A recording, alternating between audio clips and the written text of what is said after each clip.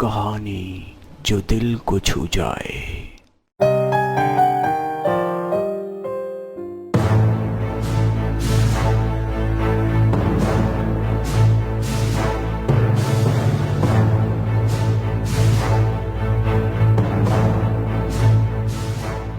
यमदूत अंतक। जी महाराज, आज्ञा करें। मोतीपुर गांव में जाओ। उस गांव में एक राधा नाम की बेसहारा औरत है। उसकी कोख से एक बच्चा जन्म लेने वाला है। उस औरत के भाग्य में पुत्र का सुख नहीं लिखा है। तुम जाओ और उस बच्चे के प्राण लेकर आओ। जी महाराज, मैं अभी लेकर आता हूँ।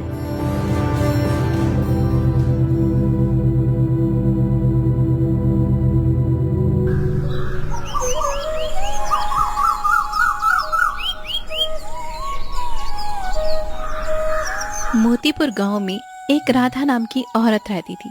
वह बहुत ही गरीब थी। उसके पति 3 महीने पहले ही एक बीमारी के कारण गुजर गए थे। राधा का जीवन बहुत कष्ट से बीत रहा था। वह अपना पेट भरने के लिए दूसरों के घर पे नौकरानी का काम करती थी।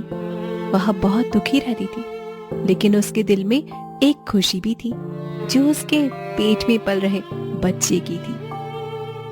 हे भगवान, आपने मुझे बहुत गरीब बनाया और तो और मेरे पति को भी अपने पास बुला लिया। मेरे जीवन में अंधेरा कर दिया, लेकिन फिर भी आपका बहुत बहुत धन्यवाद कि आपने मेरे पेट में एक बच्चा दे दिया। मैं उसके सहारे पूरी जिंदगी काट लूंगी।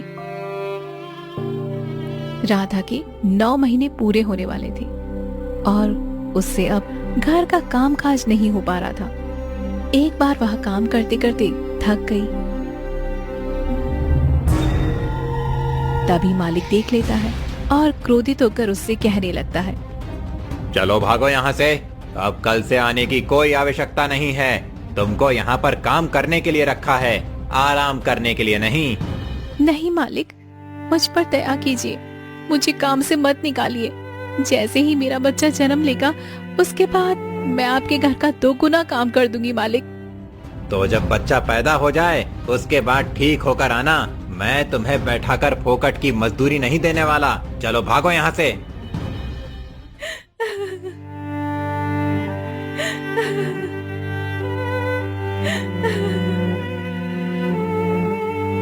राधा रोती हुई अपने घर आती है और तभी उसे प्रसव पीड़ा होने लगती है। उसकी आवाज सुनकर गांव की औरतें इकट्ठा हो जाती हैं और प्रसव के लिए उसकी मदद करने लगती है। तभी वहां पर यमदूत अंतक भी आ जाता है। यमदूत बच्चा पैदा होने का इंतजार करने लगता है। कुछ लोग वहां खड़े होकर उस औरत के बारे में बातें करने लगते हैं। अरे भाई, भगवान करे इस बेचारी का बच्चा अच्छे से पैदा हो जाए। बेचारी ने जीवन में बहुत कष्ट सहा है। एक तो बहुत गरीब है, बड़ी मुश्किल से 2 वक्त का भोजन जुटा पाती है। इसकी जिंदगी पर यमदूत को भी रहम नहीं आया और उस निर्दयी यमदूत ने कुछ महीने पहले ही इसके पति के प्राण ले लिए। भगवान भी ना जिसको दुख देता है तो पूरी जिंदगी ही उजाड़ देता है। कुछ ही देर की पीड़ा के बाद बच्चे के रोने की आवाज आती है।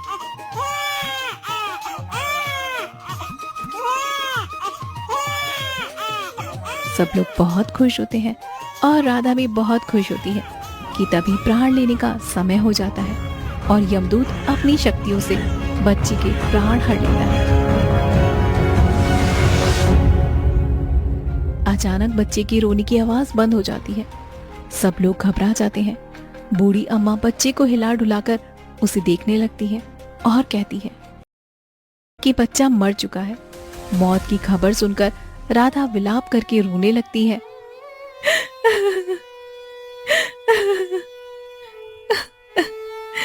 अरे यमदूत, तुम कितने निर्दयी हो। अभी मेरे बच्चे ने चंद सांसें ही ली थी कि तुमसे वहां भी देखा ना गया। तुम्हें मारना ही था तो मेरी कोख में बच्चा दिया ही क्यों? अगर मेरी जिंदगी में बच्चे का सुख नहीं था तो मेरी जान ले लेते, मगर मैंने कोई पाप किया है तो उसकी सजा मेरे बच्चे को क्यों? तुम तो शैतान से भी बुरे हो। जब गोद उजाड़ी थी तो गोद भरा ही क्यों? अब मैं इस दुनिया में जीकर क्या करूं?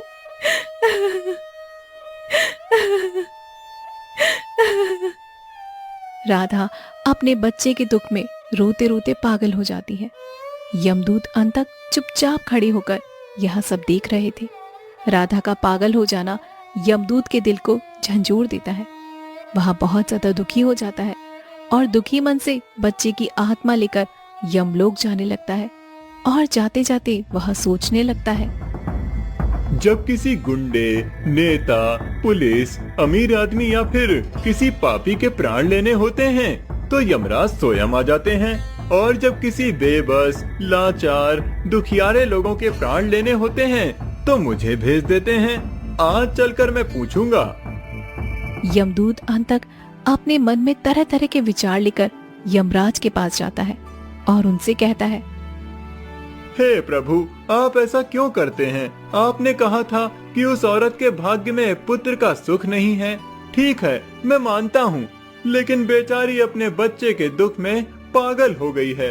ये सब आपने नहीं बताया मुझे। और तो और इस बच्चे का क्या कसूर जो जन्म लेते ही इसकी मृत्यु लिख दी गई?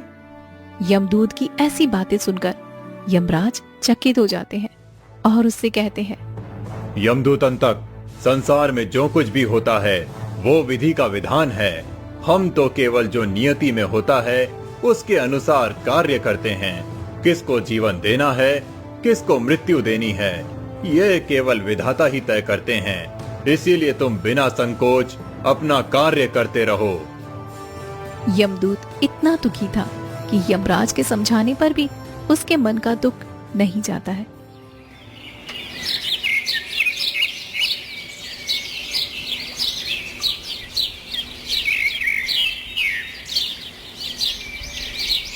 इधर मोहनपुर गांव में भोला नाम का एक व्यक्ति रहता था।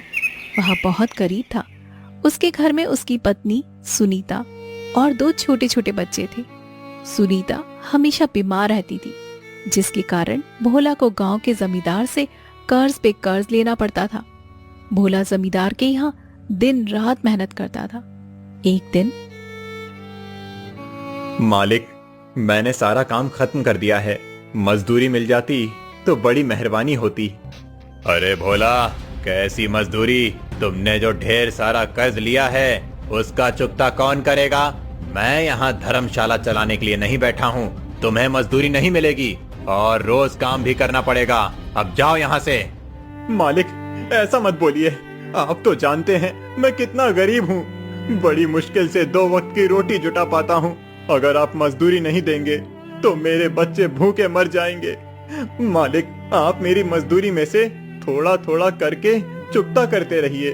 मैं धीरे धीरे करके आपका सारा कर्ज चुका दूंगा। हमें बेवकूफ समझ रखा है क्या? अगर थोड़ा थोड़ा चुकाएगा तो पूरी उम्र बीत जाएगी, फिर भी कर्ज नहीं चुकता होगा। उस पर सूद ब्याज भी तो लगेगा। अब जा यहाँ से, मेरा दिमाग मत खराब कर। मालिक, मैं आपके आगे हाथ जोड़ता हूँ। मेरे घर में खाने के लिए कुछ भी नहीं है। आप नहीं देंगे तो मेरा परिवार भूखा रह जाएगा।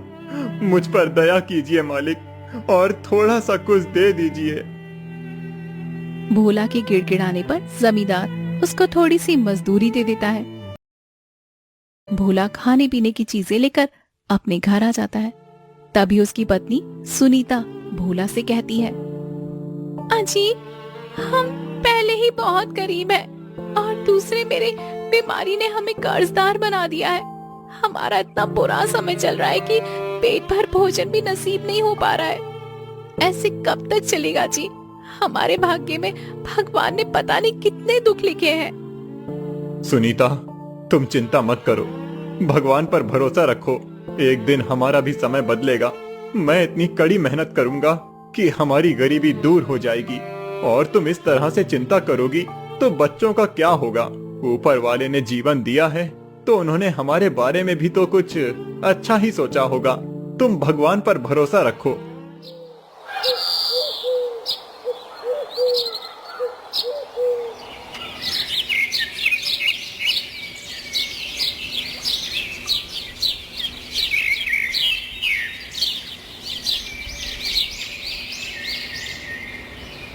अगले दिन रामू काम करने के लिए जमींदार के पास जाता है। उधर यमराज फिर से यमदूत अंतक को बुलाते हैं। यमदूत। जी महाराज, आज्ञा करें, मुझे कहाँ जाना है?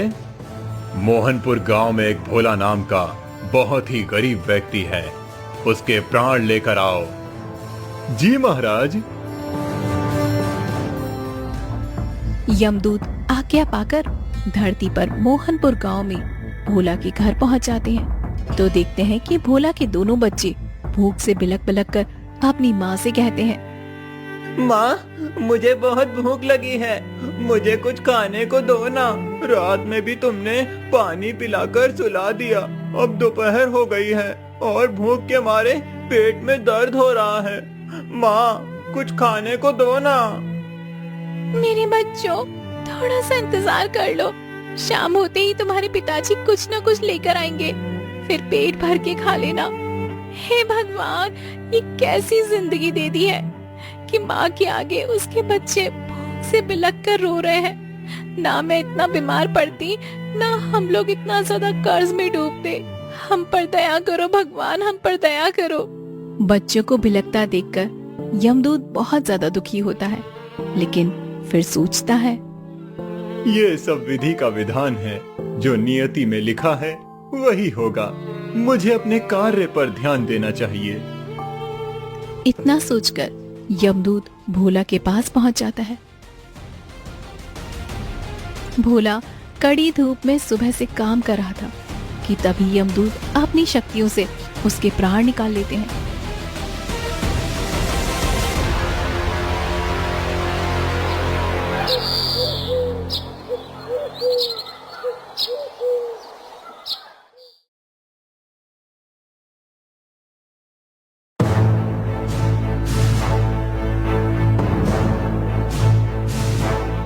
तीन दिन बाद यमदूत अंतक को यमराज फिर से बुलाते हैं और उससे कहते हैं, यमदूत, 3 दिन पहले तुम भोला नाम के व्यक्ति के प्राण लाए थे, अब जाओ और उसकी पत्नी सुनीता के प्राण लेकर आओ।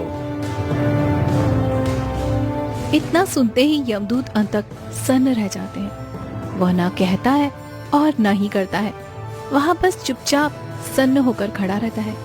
यमराज उसको देखकर उससे पूछने लगते हैं, क्या हुआ यमदूत अंतक, तुम किस सोच में डूब गए हो? हमने क्या कहा तुमने सुना नहीं? जाओ सुनीता के प्राण लेकर आओ।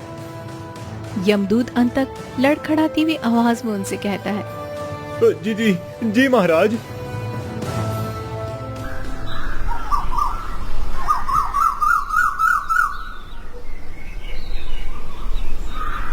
यमदूत अंतक सुनीता के प्राण लेने के लिए उसके घर पहुंच जाता है और देखता है कि जमींदार अपना कर्ज वसूलने के लिए सुनीता पर जुल्म कर रहा था। तुम सीधी तरह से ये घर खाली करो। नियम के अनुसार अगर कोई कर्ज ना चुकता करे तो मैं उसकी जमीन जायदाद पर कब्जा कर लूंगा। मुझ पर दया करो जमींदार जी, मैं अपने छोटे छोटे बच्चों को लेकर कहाँ जाऊंगी? आपने हमारी पूरी जमीन जायदाद सब कुछ तो ले लिया है, बस ये घर बचा है। हम पर दया करें, हम पर दया करें। इस घर को छोड़ दीजिए, मैं आपके पाँव पड़ती हूँ जमींदार जी, इस घर को छोड़ दीजिए। चल हट, तुम और तुम्हारे पति ने जब कर्ज लेकर मौज किया तब नहीं सोचा। तुम चुपचाप अपने बच्चों को लेकर इस घर को छोड़ दो, वरना मुझे मजबूरन बड़ा फैसला लेना पड़ेगा। सुनीता जमींदार के पैर पकड़कर फूट फूट कर रोने लगती है और उनसे कहती है, मुझ पर जमींदार जी, मेरे बच्चों के लिए मुझ पर दया कीजिए, हमें मत निकालिए इस घर से। हम कहाँ जाएंगे? भगवान के लिए हम पे रहम कीजिए। हरिया, जगन, ये ऐसे नहीं मानेगी, मार मार कर इसको यहाँ से भगा दो। हरिया और जगन ने बेरहमी से मार मार कर सुनीता और उसके बच्चों को घर से बाहर निकाल दिया।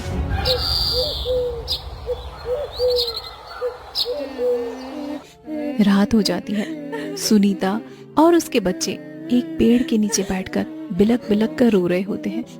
यह सब देखकर यमदूत का हृदय पिघल जाता है और वह बिना प्राण लिए वापस यमलोक चला जाता है।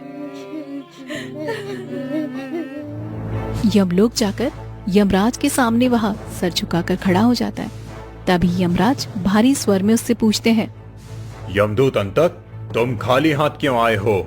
आत्मा क्यों नहीं लेकर आए? तुम इस तरह से खामोश क्यों खड़े हो? यमराज के पूछने पर यमदूत कपकपाती आवाज में कहता है, महाराज, मुझे क्षमा करें। मैं पूछना चाहता हूँ कि दुखियारे, बेसहारा, लाचार लोगों पर ही इतना जुल्म क्यों होता है? आपको नहीं पता कि वहाँ पर कितने बुरे हालात हैं। उस औरत के बच्चों का विलाप देखकर मेरा हृदय पिघल गया और मैं आत्मा नहीं ला पाया। यमदूत की ऐसी बातें सुनकर यमराज बहुत ज्यादा क्रोधित हो जाते हैं और उससे कहते हैं, यमदूत अंतक, क्या तुम इतने बुद्धिमान हो गए हो कि विधि के विधान को बदलोगे? नियति ने जो लिखा है उसे मिटाओगे? किसके भाग्य में क्या होना चाहिए ये तुम निर्धारित करोगे?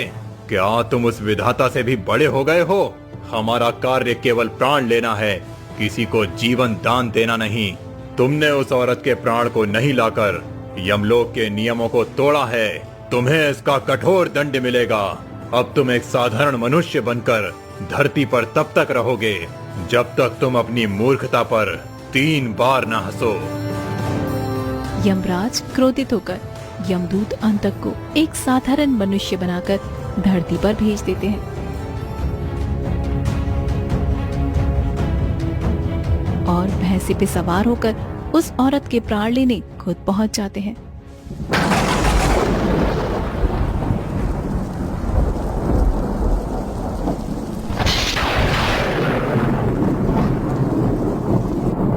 घनघोर बादल छाए हुए थे और कड़ाके की बिजली कड़क रही थी।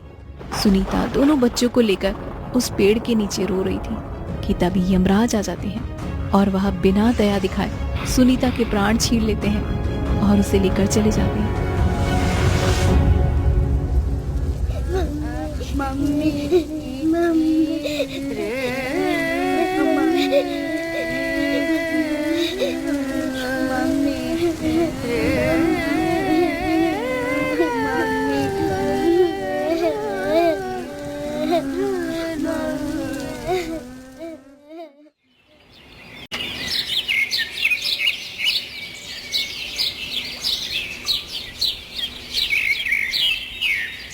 इधर यमदूत अंतक की जब आंखें खुलती हैं तो वह देखते हैं कि वह एक साधारण मनुष्य बन चुके थे और सड़क के किनारे पर पड़े हुए थे। उनको बहुत जोरों की भूख लगी होती है। उन्हें समझ नहीं आता कि वह क्या करें। उठकर वह दुकान पर जाते हैं और कुछ खाने के लिए मांगते हैं। अरे भैया, बहुत जोरों की भूख लगी है, कुछ खाने के लिए मिलेगा? कुछ दे देते तो आपकी बड़ी मेहरबानी होती। उसकी खस्ता हालत देखकर दुकानदार उनसे कहता है, अरे ओ भिखारी, चल भाग यहाँ से। सुबह सुबह चला आया मांगने के लिए। अगर तेरे पास पैसे हैं तो बोल। भैया, मेरे पास कुछ पैसे नहीं हैं आपको देने के लिए। मैं आपसे विनती करता हूँ, मुझे कुछ खाने के लिए दे दीजिए। जब पैसे नहीं हैं तो फोकट का खाने के लिए आए हो? यहाँ धर्मशाला खुला है क्या या भंडारा चल रहा है? चलो भागो यहाँ से, कुछ नहीं मिलेगा। दुकानदार यमदूत को डांट कर भगा देता है। यमदूत अंतक कुछ दूरी पर जाकर बैठ जाते हैं कि तभी वहां से एक जूते चप्पल बनाने का कारोबारी गुजर रहा था। उसकी नजर यमदूत अंतक पर पड़ी। वह पास जाकर उनसे पूछता है, अरे भाई, तुम ऐसे क्यों बैठे हो? तुम्हें देखकर लग रहा है कई दिनों से तुमने खाना नहीं खाया। तुम्हारा नाम क्या है और तुम कहाँ के रहने वाले हो?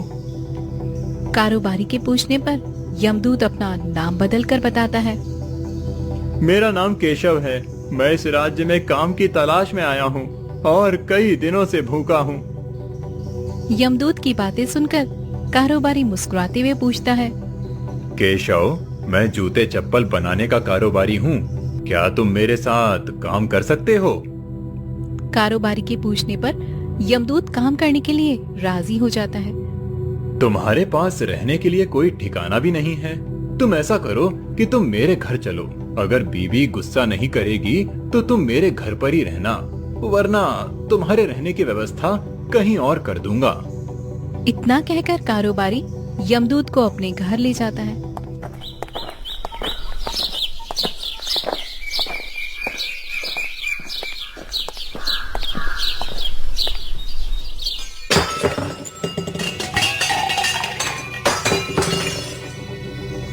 मेरा जीवन तुमने नरक बना कर रख दिया है। पूरे दिन नौकरानी बनकर घर का काम करती रहती हूँ। मेरी तो कोई जिंदगी नहीं रही। पहले तुम्हारी और तुम्हारे बच्चों की नौकरानी बनकर सेवा करती रही, और अब इस भिखारी की नौकरानी मैं नहीं बन सकती। मैं जा रही हूँ अपने मायके, रहो चैन से इस भिखारी को लेकर। कारोबारी किसी तरह अपनी पत्नी को मनाता है और यमदूत के रहने की व्यवस्था कहीं और कर देता है। यहाँ देखकर यमदूत को पहले तो हंसी आती है। ए औरत, तुमको पता ही नहीं है कि तुम किसको घर से भगा रही हो। मैं सचमुच कितना मूर्ख था।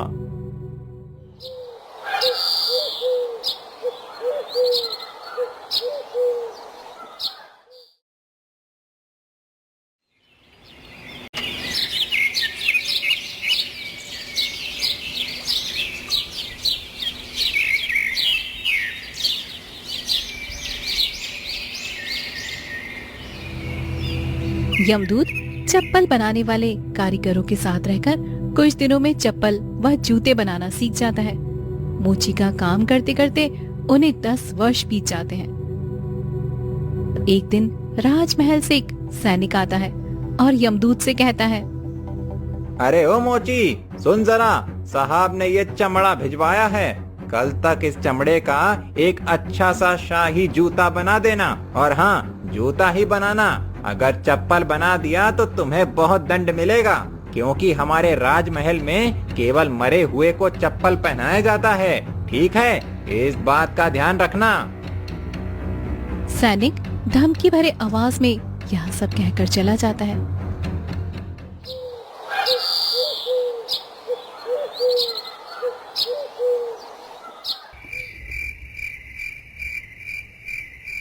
यमदूत रात भर जागकर उसे चमड़े से चप्पल बनाकर देता है।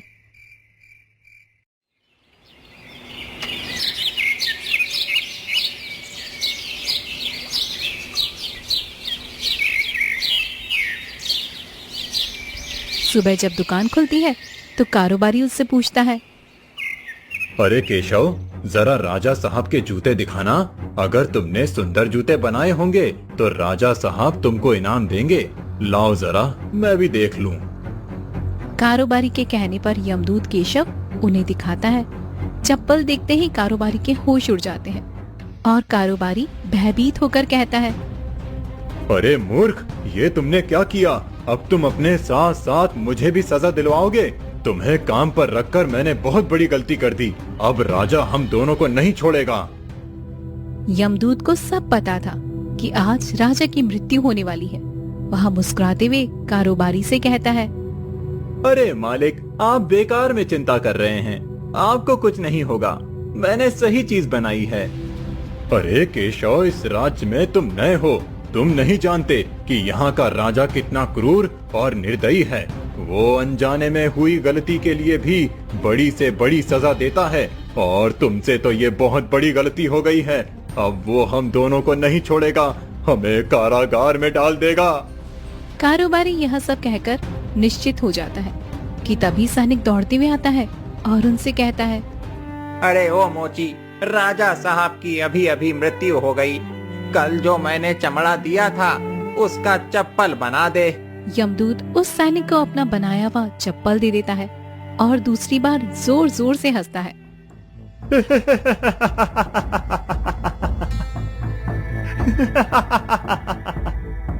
केशव को हंसता देखकर कारोबारी चकित हो जाता है और उनसे पूछने लगता है, अरे केशव, तुम ऐसे क्यों हंस रहे हो? और तुम्हें पहले से कैसे पता था कि राजा की मृत्यु होने वाली है? बताओ मुझे। मालिक, मैं अपनी मूर्खता पर हंस रहा हूँ। मूर्खता? तुमने राजा साहब के लिए चप्पल बनाकर चतुराई का काम किया है, तो ये मूर्खता कैसे हुई? आप नहीं समझेंगे। जिस दिन मैं तीसरी बार हंसूंगा उस दिन आपको सारी बात बताऊंगा। इतना कहकर यमदूत अपना मोची का काम करने लगता है।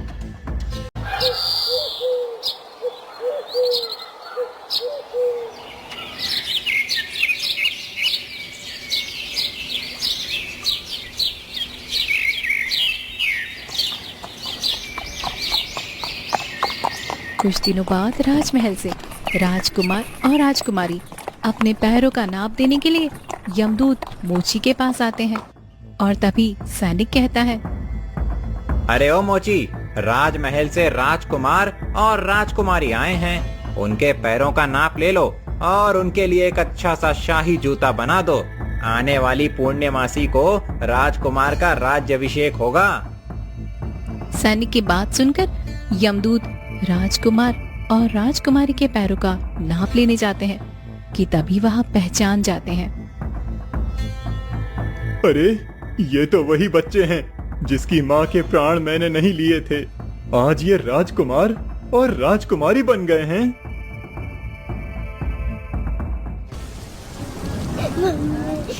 उस रात जब दोनों बच्चे पेड़ के नीचे रो रहे थे, उसी दिन राजा साहब जंगल में शिकार के लिए गए हुए थे। वापस लौटते ही रात हो जाती है और उनकी नजर इन रोते हुए बच्चों पर पड़ती है। बच्चे इतने सुंदर थे कि राजा साहब मोहित हो जाते हैं और उन्हें लेकर अपने घर आ जाते हैं। दोनों बच्चों को राजा और रानी विधि पूर्वक गोद ले लेते हैं और उनकी परवरिश करते हैं। राजकुमार और राजकुमारी को देखकर यमदूत को यकीन हो जाता है कि परमात्मा की योजना हमारी सोच से बेहतर है। अगर इनके माँ की मृत्यु नहीं होती तो यह बच्चे गरीब के गरीब रह जाते। यमदूत मोची दोनों के पैरों का नाप लेता है और उनके जाने के बाद तीसरी बार ठहाके लगाकर जोर जोर से हंसता है।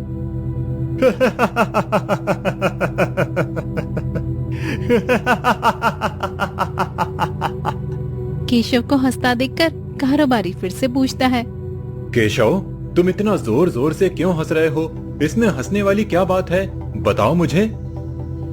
कारोबारी के पूछने पर यमदूत बताता है, मालिक, मैं एक यमदूत हूँ और मेरा नाम अंतक है। मैं इस धरती पर आपके साथ अपनी मूर्खता का दंड भोग रहा था और मुझे अपनी मूर्खता पर 3 बार हंसना था। 3 बार हंसने पर मेरी सजा पूरी हो जाती और आज मैं अपनी मूर्खता पर तीसरी बार हंसा हूँ। आज से 10 वर्ष पहले मैंने एक औरत के प्राण न लेकर बहुत बड़ी मूर्खता की थी, पर आज मुझे यकीन हो गया कि परमात्मा जो भी करता है या फिर हमसे कराता है, उसके पीछे बहुत बड़ा कारण होता है। उसकी योजना हमारी सोच से भी परे है। अब मैं यमलोक चलता हूँ। इतना कहकर यमदूत अंतक अपने असली रूप में आ जाते हैं और यमलोक चले जाते हैं। दोस्तों, हमें इस कहानी से सीख मिलती है कि परमात्मा जो भी करता है उसके पीछे बहुत बड़ा कारण होता है। हमें बस अच्छे से अपना धर्म और कर्म करना चाहिए।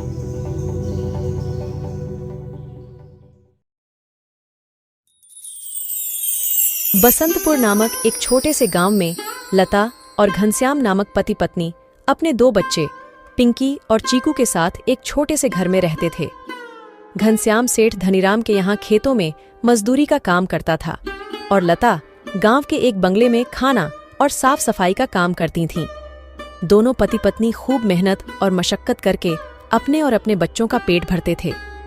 यूं तो हमेशा ही गर्मी के समय 40 डिग्री तक तापमान चला जाता था, लेकिन इस साल तापमान बहुत ज्यादा बढ़ गया था, जिस वजह से बसंतपुर गांव के लोग बहुत ज्यादा परेशान थे। दिन हो या रात हो, लोग गर्मी से बेहाल थे। इस साल तो बहुत ज्यादा गर्मी पड़ी है। इतनी कड़ी धूप में काम करना बहुत मुश्किल हो गया है। घर से निकलते ही पसीना बारिश की तरह टपकने लगता है। इतनी भारी गर्मी में तो काम पर भी जाने का मन नहीं करता। न जाने इस साल की गर्मी कैसे कटेगी। चलो अच्छा, मैं काम पर जाता हूँ, वरना सेठ गुस्सा करेंगे। घनश्याम मजदूरी पर चला जाता है। पिंकी और चिंकी एक सरकारी स्कूल में पढ़ते थे। लता पिंकी और चिंकी को स्कूल छोड़कर काम पर चली जाती है।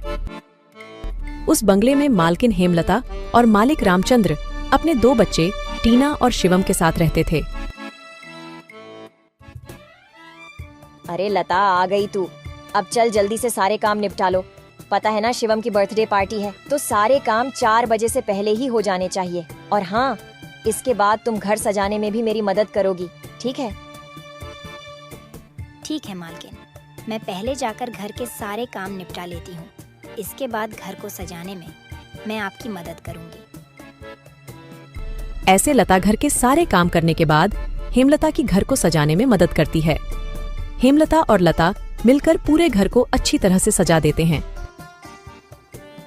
अच्छा मालकिन, मैंने घर के सारे काम निपटा दिए हैं और पार्टी की सारी तैयारी भी हो गई है, तो अब मैं घर जाती हूँ। हाँ ठीक है, लेकिन पता है ना तुम्हें आज शिवम की बर्थडे पार्टी है, तो तुम शाम को 7 बजे अपने बच्चों के साथ पार्टी में आ जाना। और हाँ, मुझे तुम्हारी थोड़ी मदद की भी जरूरत होगी। ठीक है मालकिन, मैं शाम के समय बच्चों के साथ यहाँ आ जाऊंगी। ऐसा कहकर लता घर चली जाती है और दोनों बच्चों को तैयार करके शाम को 7 बजे पार्टी में आ जाती है। पार्टी बहुत ही शानदार होती है। लता के बच्चे इतना बड़ा घर देखकर कहते हैं, अरे यार चिंकी, यह घर कितना बड़ा है और कितना सुंदर है। बाहर कितनी गर्मी है, फिर भी इनके घर के अंदर कितना ठंड लग रहा है। पिंकी और चिंकी की बातें शिवम सुन लेता है और वह उनसे कहता है, अरे ये घर ठंडा इसलिए लग रहा है क्योंकि हमारे घर में हर कमरे में एसी लगा हुआ है।